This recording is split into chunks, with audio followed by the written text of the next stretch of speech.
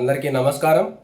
నా పేరు ఇటికోటి క్రాంతి కుమార్, జనసేన పార్టీ మండల అధ్యక్షుడిని, చెన్నైకొత్తపల్లి మండలం, రాప్తాడు నియోజకవర్గం, ఉమ్మడి అనంతపురం జిల్లా. తిరుమల కల్తీ లడ్డు విషయంలో సిబిఐ నేతృత్వంలో విచారణ జరిపిన స్పెషల్ ఇన్వెస్టిగేషన్ టీం నివేదికను సమర్పించడం జరిగింది. ఆ నివేదికలోని విషయాలను తప్పుదోవ పట్టిస్తున్నారు వైసీపీ. ఈ అంశాలను కప్పిపుచ్చుతున్నారు, విష ప్రచారం చేస్తున్నారు.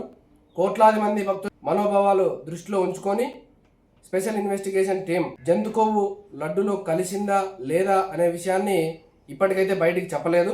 లడ్డు తయారీలో వినియోగించింది అసలు కల్తీ నెయ్యి కాదు, అసలు నెయ్యే కాదు అని నివేదికలో సమర్పించారు. బట్టబయలైంది. దాన్ని కూడా కప్పిపుచ్చే ప్రయత్నం చేస్తోంది ఈ వైసీపీ. తిరుమల లడ్డు అనేది కోట్లాది భక్తుల ఆత్మవిశ్వాసానికి సంబంధించిన విషయం. ఇది రాజకీయ విమర్శ అయితే కాదు, ధార్మిక బాధ్యతతో మాట్లాడుతున్న మాటలు ఇవి. భక్తుల విశ్వాసంతో ఎవరు చెలగాటమాడినా అది క్షమించరాని నేరం. ఇది కేవలం ఆహార కల్తీ కాదు, కోట్లాది భక్తుల మనోభావాలపైన జరిగిన దాడిగా మేము భావిస్తా ఉన్నాము. వాస్తవాల్ని ప్రజలకు చెప్పాల్సిన అవసరం మనందరిపైన, ఆ బాధ్యత అనేది మనందరిపైన ఉంది. జనసేన పార్టీ ఈ విషయంలో ఎటువంటి రాజీ అనేది పడడం జరగదు. ఇప్పటి వరకు పారదర్శకంగా జరిగిన సిట్ దర్యాప్తు ఇదే విధంగా కొనసాగాలని మేము కోరుతున్నాము. నెయ్యి సరఫరా చేసిన కాంట్రాక్టర్ల పేర్లు బహిర్గతం చేయాలి.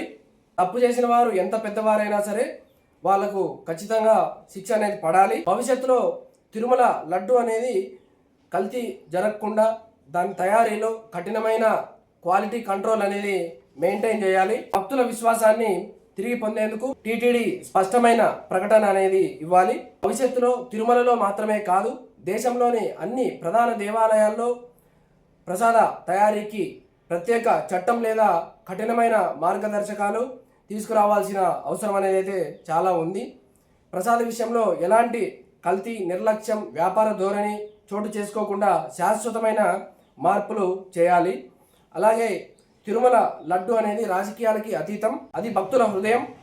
అలాగే ఆ హృదయాన్ని ఎవరు గాయపరిచినా సరే, ఎంతటి వారైనా సరే చట్టం ముందు నిలబడాల్సిందే.